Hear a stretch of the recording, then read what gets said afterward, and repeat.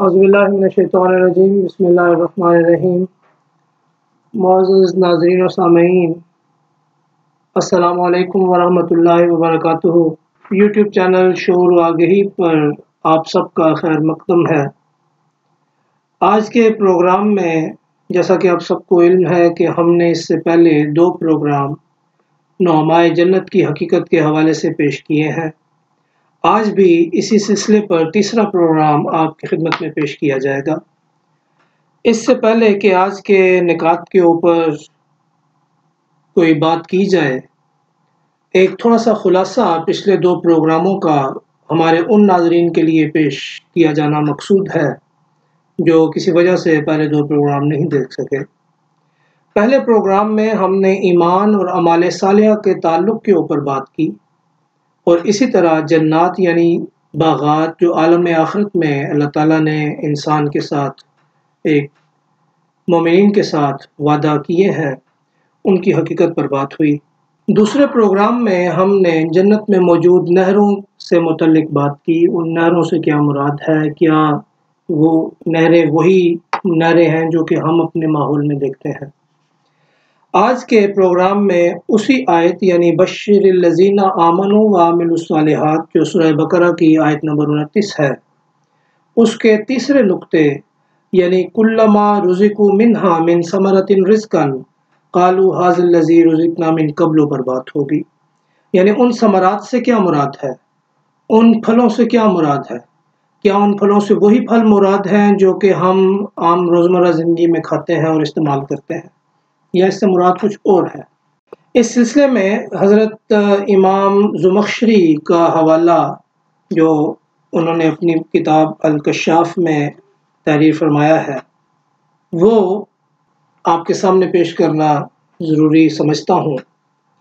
آپ فرماتے ہیں ان پھلوں سے مراد یعنی وہ پھل جو جنت میں موجود ہوں گے، صرف ایک آدھ سیب یا انار نہیں بلکہ ہر قسم کے پھل مراد ہے۔ اسی طرح امام اسماعیل حقی اپنی تفسیر روح البیان میں لکھتے ہیں، اس آیت میں ہر قسم کے پھل مراد ہیں۔ یہاں پھلوں کا تذکرہ اس لیے کیا کہ رزق اوائل میں پھلوں ہی کی صورت میں تھا، یعنی انسان نے جب تمدنی زندگی شروع کی، وہ پہلے تو غاروں میں رہتا تھا، اسے علم نہیں تھا کہ کیا کھانا ہے اور کیا نہیں کھانا، تو سب سے پہلے اس نے جڑی بوٹیوں کو یا اپنے ماحول میں موجود سبزیوں کو یا پھلوں کو اپنی خوراک کا حصہ بنایا۔ اسی لیے ان کے نزدیک یہاں پہ رزق میں اوائل طور پہ اسی لیے اللہ تعالیٰ نے یہاں پہ پھلوں کو پہلے رکھا، یعنی رزق میں پھلوں کا تذکرہ پہلے فرمایا۔ اب آتے ہیں جماعت احمدیہ کی تفسیر کی طرف۔ جماعت احمدیہ ان پھلوں سے کیا مراد لیتی ہے؟ بانی سلسلہ احمدیہ حضرت مرزا غلام احمد صاحب قادیانی فرماتے ہیں، آپ اپنی کتاب اسلامی اصول کی فلسفی میں اس مضمون کو کھولتے ہوئے فرماتے ہیں، کوئی یہ گمان نہ کرے کہ قرآن کریم کی مندرجہ ذیل آیت سے یہ پایا جاتا ہے کہ جو نعمتیں بہشت میں دی جائیں گی، ان نعمتوں کو دیکھ کر بہشتی لوگ ان کو شناخت کر لیں گے کہ یہی نعمتیں ہمیں پہلے بھی ملی تھیں۔ جب وہ عالم آخرت میں ان درختوں کے ان پھلوں میں سے جو دنیا کی زندگی میں ہی ان کو مل چکے تھے پائیں گے تو کہیں گے کہ یہ تو وہ پھل ہیں جو ہمیں پہلے ہی دے دیے گئے تھے، کیونکہ وہ ان پھلوں کو ان سے پہلے پھلوں سے مشابہ پائیں گے۔ اب یہ گمان کہ پہلے پھلوں سے مراد دنیا کی جسمانی نعمتیں ہیں بالکل غلطی ہے، اور آیت کے بدیہی معنی اور اس کے منطوق کے بالکل برخلاف ہے۔ بلکہ اللہ جل شانہ اس آیت میں یہ فرماتا ہے کہ جو لوگ ایمان لائے اور اعمال صالحہ کیے، انہوں نے اپنے ہاتھ سے ایک بہشت بنایا ہے جس کے درخت ایمان اور جس کی نہریں اعمال صالحہ ہیں۔ اسی بہشت کا وہ آئندہ بھی پھل کھائیں گے، اور وہ پھل زیادہ نمایاں اور شیریں ہوگا، اور چونکہ وہ روحانی طور پر اسی پھل کو دنیا میں کھا چکے ہوں گے، اس لیے دوسری دنیا میں اس پھل کو پہچان لیں گے اور کہیں گے کہ یہ تو وہی پھل معلوم ہوتے ہیں کہ جو ہمارے کھانے میں آ چکے ہیں، اور اس پھل کو وہ اپنی پہلی خوراک سے مشابہ پائیں گے۔ سو یہ آیت صریح بتا رہی ہے کہ جو لوگ دنیا میں خدا کی محبت اور پیار کی غذا کھاتے تھے، اب جسمانی شکل پر وہی غذا ان کو ملے گی، اور چونکہ وہ پریت اور محبت کا مزہ چکھ چکے ہیں، اس کیفیت سے آگاہ تھے، اس لیے ان کی روح کو وہ زمانہ یاد آ جائے گا کہ جب وہ گوشوں اور خلوتوں میں اور رات کے اندھیروں میں محبت کے ساتھ اپنے محبوب حقیقی کو یاد کرتے اور اس کی یاد سے لذت اٹھاتے تھے۔ غرض اس جگہ جسمانی غذاؤں کا کچھ ذکر نہیں، اور اگر کسی دل میں یہ خیال پیدا ہو کہ جب کہ روحانی طور پر عارفوں کو یہ غذا دنیا میں مل چکی تھی، تو پھر یہ کہنا کیوں کر صحیح ہو سکتا ہے کہ وہ ایسی نعمتیں ہیں کہ نہ دنیا میں کسی نے نہ دیکھیں، نہ سنی، اور نہ کسی کے دل پر گزریں، اور اس صورت میں ان دونوں آیتوں میں تناقض پایا جاتا ہے۔ تو اس کا جواب یہ ہے کہ تناقض اس صورت میں ہوتا ہے کہ جب اس آیت میں دنیا کی نعمتیں مراد ہوتی، لیکن جب اس جگہ دنیا کی نعمتیں مراد نہیں ہے، جو کچھ عارف کو معرفت کے رنگ میں ملتا ہے وہ در حقیقت دوسرے جہان کی نعمت ہوتی ہے، جس کا نمونہ شوق دلانے کے لیے پہلے ہی دے دیا جاتا ہے۔ یاد رکھنا چاہیے کہ باخدا آدمی دنیا میں سے نہیں ہوتا، اسی لیے دنیا اس سے بغض رکھتی ہے، بلکہ وہ آسمان سے ہوتا ہے، اس لیے آسمانی نعمت اس کو ملتی ہے۔ دنیا کا آدمی دنیا کی نعمتیں پاتا ہے اور آسمان کا آسمانی نعمتیں حاصل کرتا ہے۔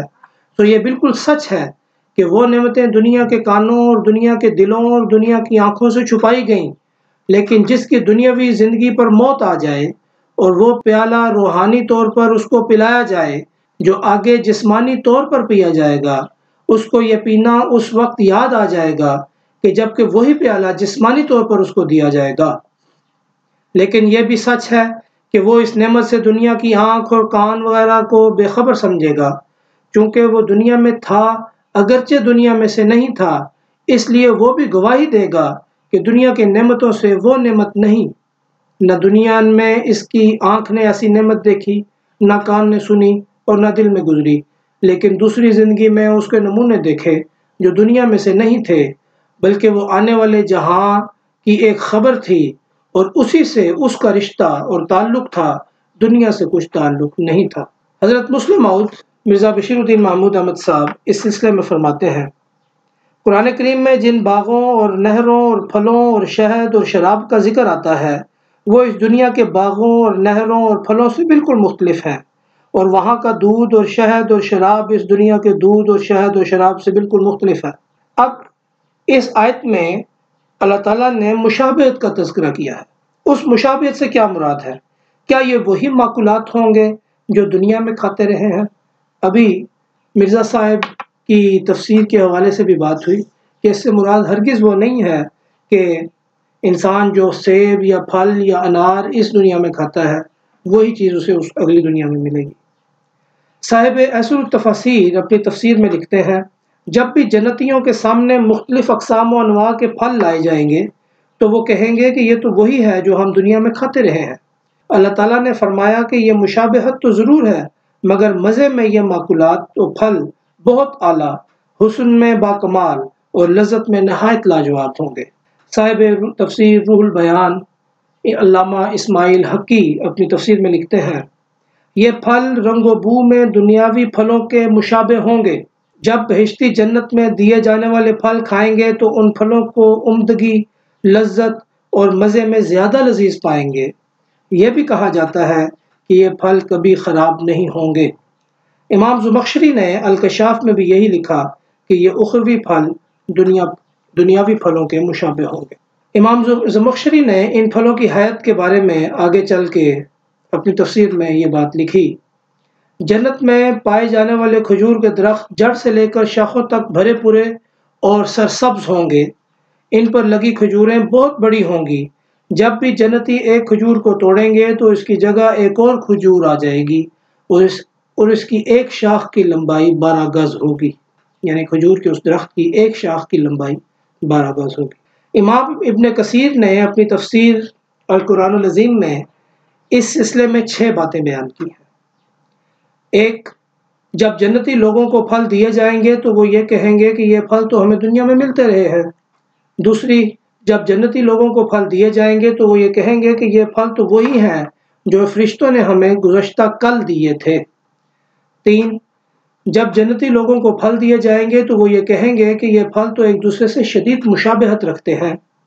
4, जब जन्नती लोगों को फल दिए जाएंगे तो वो ये कहेंगे कि ये फल तो हमें दुनिया में दिए गए थे, मगर ये फल मज़े में उनसे कहीं ज़्यादा है।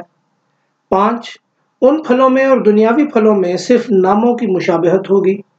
6, जब जन्नती लोगों को फल दिए जाएंगे तो वो ये कहेंगे कि दुनियावी फलों से शक्ल में मुशाबा है, मगर मज़े में बहुत आला है। ये 6 किस्म की तफसीर उन्होंने इस आयत के इस हिस्से के हवाले से अपनी तफसीर में लिखी। प्रोफेसर मोहम्मद अली अस्साबुनी अपनी तफसीर सफ़वतुत तफासीर में लिखते हैं, जब फरिश्ते जन्नत में बेहश्तियों को फल देंगे तो जन्नती कहेंगे कि ये फल तो वही हैं जो तुम लोग पहले लेकर आए थे। इस पर फरिश्ते कहेंगे कि ऐ अल्लाह के बंदे खा, उनके रंग एक हैं मगर मज़े मुख्तलिफ। यानी कि वो जो दुनियावी और उखरवी फलों में मुशाबहत सिर्फ रंग की होगी, मज़े की मुशाबहत नहीं होगी। इस सिलसिले में अब मैं आपके सामने एक हवाला मिर्ज़ा बशीरुद्दीन महमूद अहमद साहब रज़ियल्लाहु तआला अन्हु जो जमात अहमदिया के दूसरे खलीफा थे उनका पेश करूँगा। आप फरमाते हैं, मेरे नज़दीक इस मुशाबहत के सही माना ये हैं कि जन्नती फल अपने लज़्ज़त के लिहाज से उन इबादात की लज़्ज़तों के मुशाबह होंगे जो कि मोमिन इस दुनिया में करते रहे हैं। ये बात किसी भी मुफस्सिर ने, जो आपने अभी हमने तफासीर पढ़ी हैं उनमें कहीं पे भी नहीं आई कि वो इबादात या वो ताबुद जो मोमिनीन इस दुनिया में करते रहे हैं, वो जो लज़्ज़त वो इस दुनिया में हासिल करते रहे उन इबादात की, उन्हीं इबादात को मुतमस्सिल करके फल अता किए जाएंगे जिनमें वही लज़्ज़ात मौजूद होंगी। यानी मोमिन इन फलों को खाकर महसूस करेगा कि ये वही नमाज है जो मैंने पढ़ी थी, ये वही रोज़ा है जो मैंने रखा था, ये वही हज है जो मैंने किया था, ये वही सदका है जो मैंने दिया था, ये वही अफ़्व है जिससे मैंने अपने दुश्मन से मामला किया था। गर्ज़ तमाम नेक आमाल एक एक करके इसके लिए जन्नत में मुतमस्सिल होंगे और उनके दिल खुदा ताला के शुक्र से भरते चले जाएंगे कि मेरी फ़लाँ नमाज भी इसने नहीं भुलाई, मेरा फ़लाँ सदका भी उसने यानी अल्लाह ने नहीं भुलाया। गर्ज़ हर फल में वो खुदा ताला की करदानी को महसूस करेंगे और इन्हें वो लज़्ज़त याद आ जाएगी जो इस दुनिया में उन नेक आमाल के बजा लाते वक्त उनको हासिल हुई थी। तो इससे मुराद ये हुआ कि इन फलों से मुराद जिस्मानी फल हरगिज़ मुराद नहीं है, जैसा कि बाद मुफस्सिरीन ने अपनी तफासीर में लिखा। इन फलों से मुराद वो रूहानी लज़्ज़ात है जिनके लिए मोमिन अपनी सारी ज़िंदगी अमल करता चला जाता है। व आखिरु दावाना अनिल हम्दुलिल्लाहि रब्बिल आलमीन।